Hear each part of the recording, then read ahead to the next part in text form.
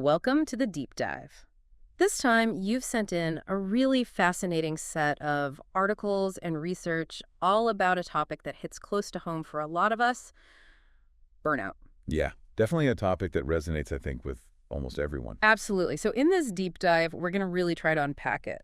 What does it actually mean to be burned out? What are the things that trigger it, especially in different kinds of jobs? And maybe most importantly, what can we actually do about it? Well, the listener did a fantastic job, actually, in sending in a diverse set of materials that really lays a great groundwork for us. Yeah, I was really impressed. Yeah, because we see right off the bat that when researchers are talking about burnout, there are a few key things that seem to always be at play at the same time. It's not just about feeling tired after a long week or anything like that. It's more this kind of state of like emotional exhaustion, like you are just completely drained, you have nothing left to give. And often that comes along with this kind of cynicism or a sense of detachment from your work. Oh, Almost like you're creating a distance between yourself and the job. right. And then the third piece of this puzzle is this feeling of reduced professional efficacy, like you're just not accomplishing things, you're not making a difference anymore. So it's these three things together, that exhaustion, the cynicism, and the inefficacy, that really seem to be the core of what we talk about when we talk about burnout. Okay, so when we talk about that original understanding of burnout, the emotional exhaustion, the cynicism, the not feeling effective, wasn't that initially kind of focused on people in really demanding, helping professions like nurses, social workers, that kind of thing?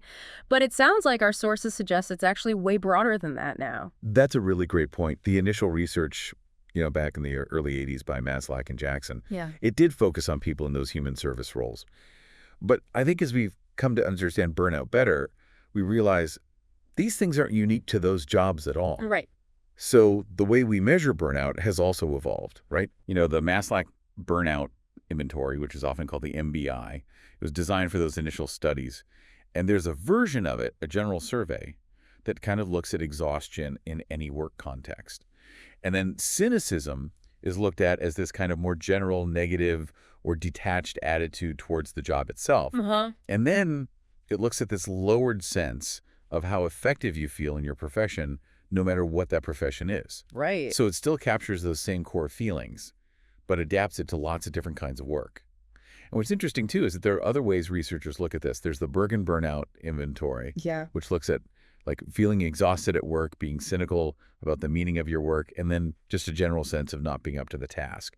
And then you have the Oldenburg Burnout Inventory, which focuses on exhaustion and this kind of feeling of disengagement from your work. Interesting. So there's this core idea, but slightly different angles on how it shows up. Yeah, what really struck me looking through all this material that you sent over is just how incredibly widespread this is. I mean, it's not just those high-stress frontline jobs that we might immediately think of. Yeah.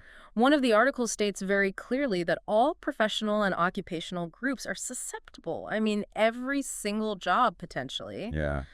That's kind of wild to think about. Yeah, it's really eye-opening. And we're even seeing increasing awareness of this in sectors like the tech industry. Yeah, it's not always the physically demanding jobs that lead to burnout. Right. Sometimes it's just like the constant cognitive load and the always-on culture that's just as demanding. Exactly. And when you look at certain professions like physicians, the numbers are really quite alarming. Yeah. Like prevalence rates sometimes exceeding 50%. Wow.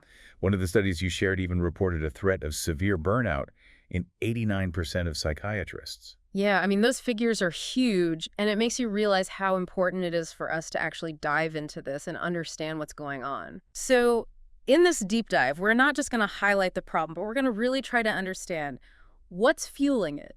What are the things that are actually causing this burnout? Exactly. We're going to be looking at things like the demands of our jobs, whether we have the resources to meet those demands, the impact of the organizations we work for, even how our own personalities might play a role. Right. We'll also explore what happens when burnout really takes hold, how it affects our work, our health, and in some professions, even the quality of service provided. And crucially, we'll look at potential paths forward, from things we can do ourselves, like practicing mindfulness, to broader organizational changes, and even the potential role of things like AI. Yeah. So get ready for a pretty comprehensive look at all of this today. I think a really helpful place to start is with this model of what drives burnout called the Job Demands Resources model, often shortened to the JDR model. Okay, JDR model. Yeah, it's become quite influential in understanding this phenomena. All right, so let's unpack this JDR model a little bit. What are the main ideas behind it? What does it actually tell us about why people experience burnout? Okay, so at its core, the JDR model basically says that burnout happens when there's this mismatch between the pressures and the requirements of your job, what they call job demands, Okay. and the things that you have available to actually help you deal with those demands, what they call job resources. Okay, so it's about the balance. Exactly, it's about balance. Yeah. So essentially the idea is that when the demands consistently outweigh the resources, that's when you start to see burnout develop. And so the model really breaks down these workplace factors into those two main categories, job demands and job resources. So let's get into the specifics here a little bit. When we talk about job demands, what kind of things are we really referring to? Like, what are those pressures concretely? So think about job demands as really any aspect of your job that requires sustained effort, whether that's physical effort, mental effort, emotional, or even just organizational. Hmm. So these demands, they're associated with certain costs. They drain your energy. They're stressful. They require you to put in effort. Right. And some of the examples that the listener sent, some really good ones, are things like constant work pressure, having to deal with like emotionally charged situations or difficult clients. That's emotional demand. Right. Role conflict, which is where you're kind of pulled in different directions with competing expectations, or role ambiguity, where it's just not even clear what you're supposed to be doing. Uh-huh. Work overload, simply having way too much to do, and then, relentless time pressure. All those are key examples of job demands. Oh, okay. Yeah, those all sound like things that, yeah, if you're dealing with those consistently, could really start to take a toll. Yeah, absolutely. So then, on the other side of that equation, what are job resources? What are the things that can help to balance out some of those demands? Yeah, job resources are essentially the good stuff. They're the things in your work environment that help you achieve your work goals. They help reduce that negative impact of those demands, and they support your personal growth and development. So the research highlights things like autonomy, having some control over how you actually do your work, social support from your colleagues, your supervisor, feedback on your performance. That's regular constructive feedback. Yeah. Clarity about what your role is, what's expected of you, opportunities to advance in your career, job security, having a voice, being involved in decisions that actually affect your work, and then, just a positive, supportive team climate. Right. All the good stuff. Yeah, all the good stuff. And what's interesting is that some of the research actually points out that job demands and job resources, they're not always independent of each other.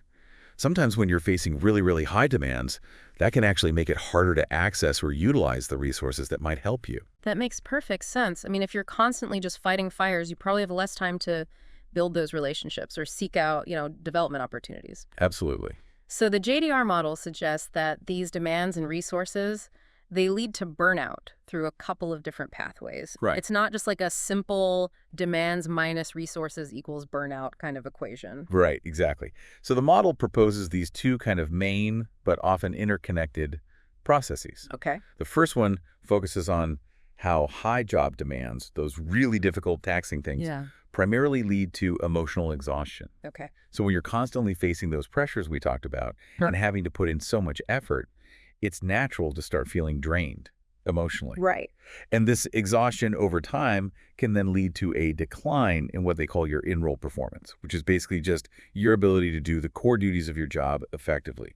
If you're exhausted all the time, it's going to be harder to do the main things you're supposed to do well. Right. Makes sense. Okay, so that's that first path, demands leading to exhaustion and then impacting the core work. What's the second process that the model describes? Okay, so the second one really centers around the lack of job resources, the good stuff. So when you don't have enough of those supportive elements in your work environment, it can really hinder your ability to achieve your work goals. And that can lead to disengagement from your work. Okay. So a more cynical, detached attitude, kind of not feeling connected to what you're doing. And this disengagement is thought to negatively impact what's called extra role performance.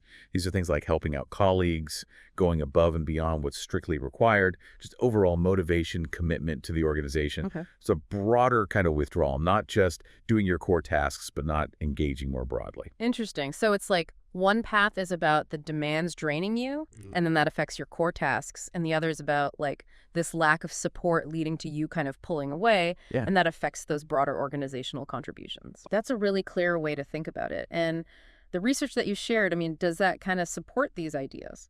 Yeah, there have been several studies that have really looked at these relationships over time, and they generally find support for both those processes. Right. The link between demands and exhaustion, Yeah. and the link between lack of resources and disengagement, and how those then relate to performance.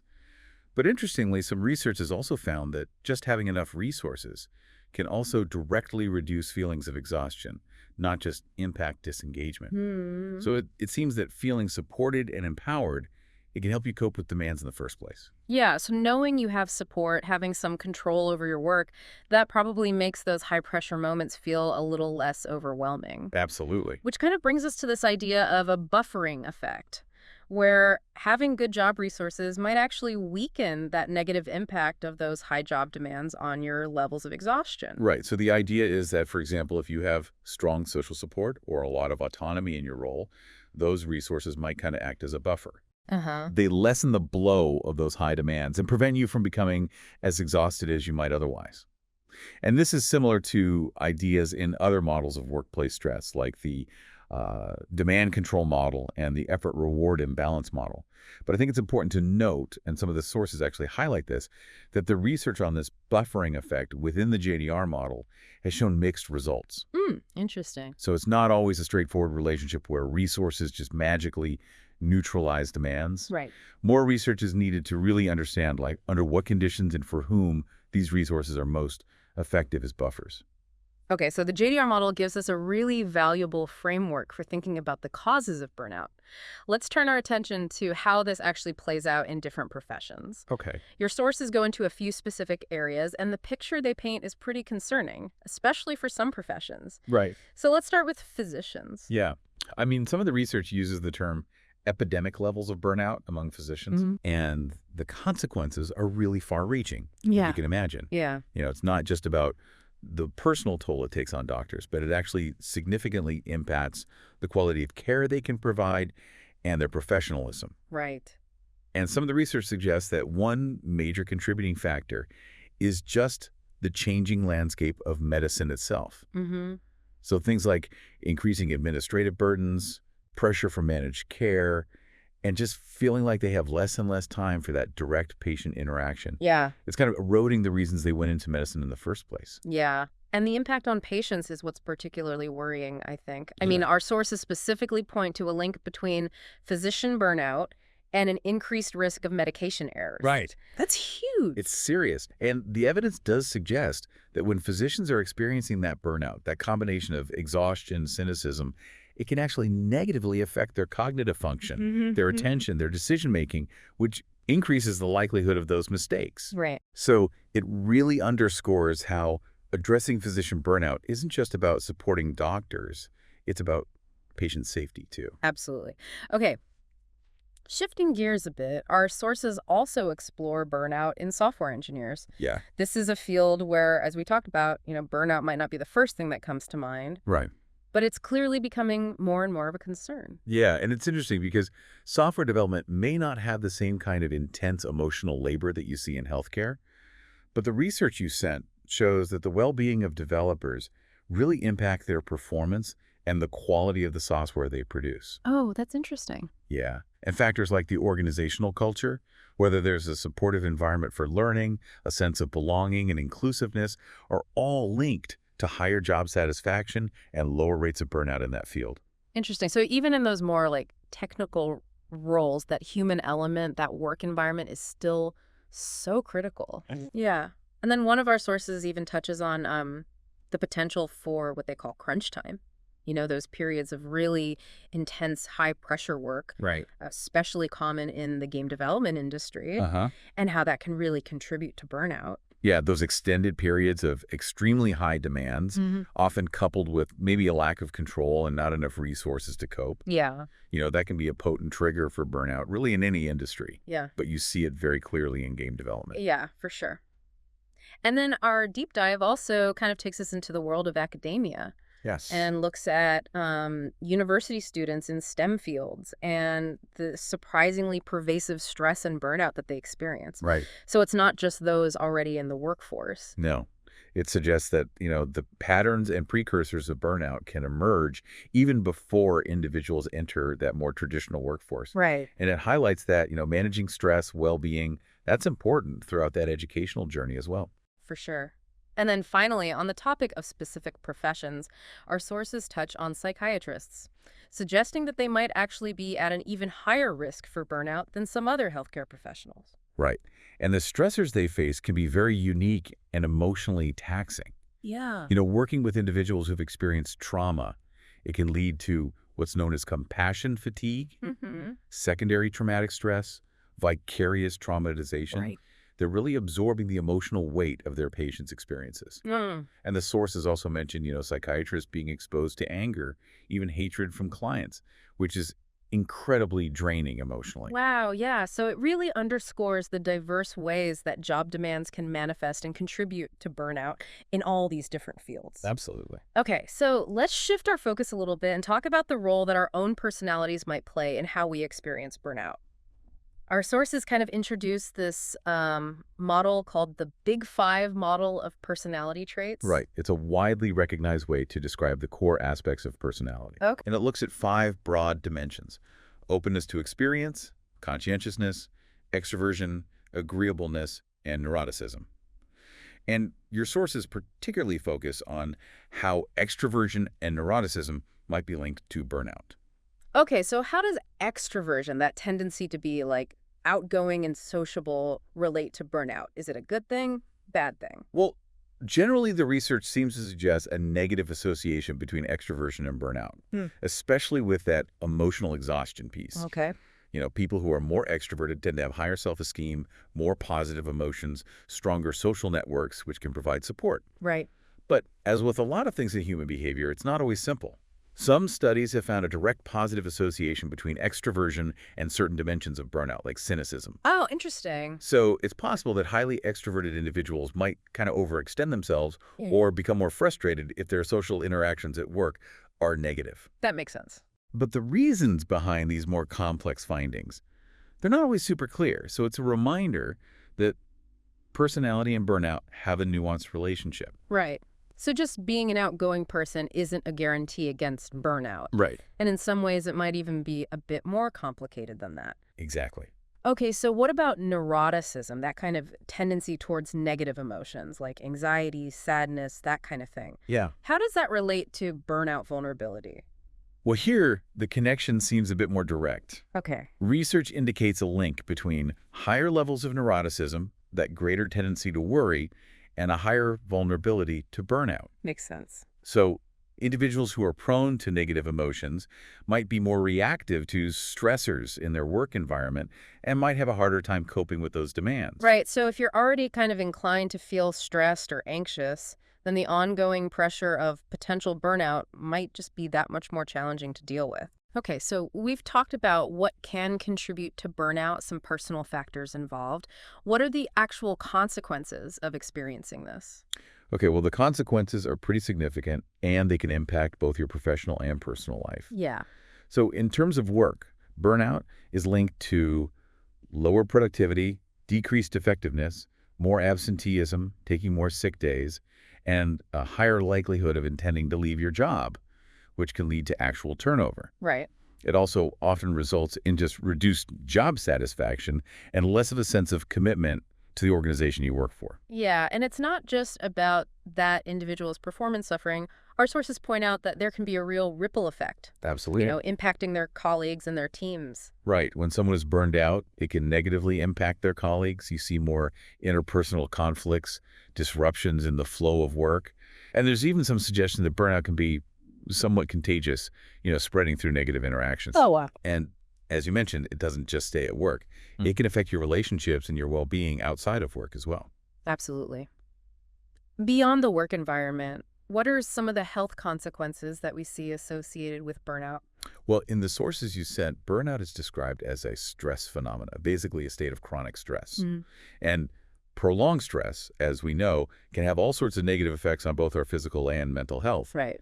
While the specific sources we have don't go into detail about every health outcome, Hmm. research has linked chronic stress to a variety of problems. Right. So it's important to keep that in mind. Absolutely. And then we talked about this earlier in the context of physicians, but that potential impact of burnout on the quality of care, especially in these service-oriented professions, it just seems particularly concerning. Yeah. There's pretty strong evidence linking physician burnout to things like medical errors and a decline in the quality of interactions with patients. So addressing burnout in those professions where people's health and well-being are directly involved, it's a matter of ensuring quality and safety for those that they serve. Absolutely. Okay, so given all of these pretty significant consequences, let's talk about what can actually be done. Okay. Our sources discuss a whole range of intervention and prevention strategies. Let's start by looking at these mindfulness-based interventions, MBIs. They seem to be getting a lot of attention. Yeah. What is all that about? Mindfulness-based interventions have become really popular as a way to potentially reduce stress and burnout in all sorts of fields, including tech and healthcare. And the research you shared suggests that these MBIs can be effective in improving mood, reducing feelings of being overcommitted to work, and fostering a more optimistic outlook. Huh. And there's even some research that suggests that mindfulness practices can actually impact brain activity in areas related to executive function. Yeah. So it may lead to better focus, better cognitive processing. And it's interesting to see people exploring the use of social virtual reality as a way to make group mindfulness practice more accessible. Oh, interesting. Yeah, overcoming logistical hurdles like travel. Right. So it's kind of using VR to deliver those practices. Exactly. It highlights how technology can play a role in addressing this. Yeah, that is really interesting. What about interventions that focus more on the organizational level, like the workplace itself? I mean, it seems like that's got to be a really critical piece of the puzzle. Absolutely. Yeah. The research really emphasizes that addressing those situational factors that we talked about, that's essential for effective intervention. Yeah. So this means training managers and supervisors so that they can better support the well-being of their teams. Mm-hmm. It means fostering a sense of organizational justice, fairness, and ensuring that employees feel supported by their supervisors. Creating a culture that prioritizes mental health and productivity, and that might involve fostering a sense of belonging, inclusive team environments, as well as addressing job characteristics and workload issues. Yeah, so it really highlights that burnout is not just an individual problem that can be solved with individual coping mechanisms. Right. The organizations themselves have a huge responsibility They do. to create environments that aren't going to lead to burnout in the first place. Absolutely. Our sources also touch on the role of, AI and other technologies in this area. Right. Right. This is a really fascinating and rapidly developing area. For sure. There's potential for personalized, data-driven interventions using, apps, wearable devices to help individuals, especially in fields like IT, where technology is already very integrated, Yeah. to proactively monitor their stress levels and well-being. Mm-hmm. And machine learning is being used for emotional monitoring and even identifying those who might be at higher risk of burnout. And then you have AI-driven mental health tools that are showing some promise in areas like reducing anxiety, which could be a key component of future strategies. So technology might offer some really interesting solutions there. Yeah. What about more like individual strategies? Yeah. Just straightforward things that people can maybe try to implement themselves to manage that risk of burnout. Well, the sources remind us of some really fundamental strategies like making efforts to change your work patterns, maybe working fewer hours, taking more breaks, avoiding that excessive overtime. Those basic self-care practices, setting boundaries around work, can be really crucial in managing that workload Yeah. and preventing that cumulative stress. It seems like tackling burnout really requires this kind of like multi-pronged approach, Yes. addressing our individual well-being, but also the whole context of the work environment. Absolutely. As we wrap up, your sources also touch on a couple of emerging perspectives in the field that I thought were really interesting. Yeah, one is this idea of, financial pressures, Oh, yeah. especially in rapidly advancing fields like AI research Uh-huh. and how that can impact researchers' well-being. Right, so it's not always just about the work itself, but the whole context around it. Right. The sudden influx of funding, high stakes, that can create anxieties. Yeah, for sure. And maybe even detract from that intrinsic motivation and enjoyment of the research process. That's fascinating. And what was that other perspective you mentioned? Oh, right. This growing understanding of the role of neuroplasticity, the brain's ability to adapt and change, in preventing burnout. and maybe even enhancing cognitive function. Oh, wow. Tell me more. Research is showing that chronic stress can actually have negative effects on the prefrontal cortex, which is crucial for executive functions. Right. But practices like mindfulness have shown some potential to actually increase connectivity in that area, Huh. which suggests a pathway for building resilience to stress and maybe even improving cognitive function, which could be really relevant for burnout. So that's a really interesting area to keep an eye on as our understanding continues to evolve. For sure. So to bring it all together, what would you say are the key takeaways from our deep dive into burnout today? Okay, so I think the most important things to remember are that burnout is complex Mm, and it has serious consequences across a lot of different professions. for sure. It's not just about working hard. It's influenced by those job demands, the resources you have, your personality, and the organization you work for. And effective strategies need to address factors at both the individual and organizational levels. And thankfully, research into technology and the neurobiology of stress is offering promising new directions. That was a fantastic summary, really ties it all together. And I think it leaves us with a final thought for you, our listeners. Considering how integral technology has become in our lives, how can we proactively design both our individual habits and our organizational systems and cultures to support well-being and prevent burnout?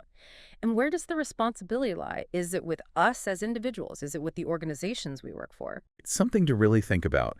And if any of the interventions, models, or specific professions we talked about today resonated with you, I really encourage you to explore the sources. Yeah, great advice. There's a lot of information out there that can help you better understand and address this. Awesome. Well, thanks so much for joining us on this deep dive into burnout. We'll be back soon with another exploration into the ideas that matter.